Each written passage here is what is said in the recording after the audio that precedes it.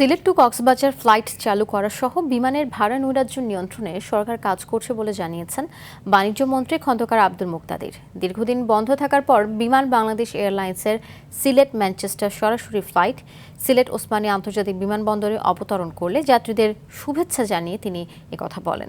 এ সময় বেসামরিক বিমান পরিবহন ও পর্যটন মন্ত্রী আফরোজা খানম বলেন, প্রবাসীদের সর্বোচ্চ সেবা নিশ্চিত করতে ম্যানচেস্টার ফ্লাইট চালু করা হয়েছে। প্রধানমন্ত্রীর পররাষ্ট্র বিষয়ক উপদেষ্টা হুমায়ুন কবির এ সময় উপস্থিত ছিলেন। যাত্রী সেবা আমরা আরো ভালো নিশ্চিত করতে পারি, নিয়মিত যাত্রী সেবা পায়, নির্ভরযোগ্য যাত্রী সেবা পায়, সেটার দিকে আমরা সবাই মনোনিবেশ দিব। এটি আমাদের মূল লক্ষ্য। ম্যানচেস্টার ফ্লাইট আবার শুরু হয়েছে, চালু হয়েছে সিলেটে।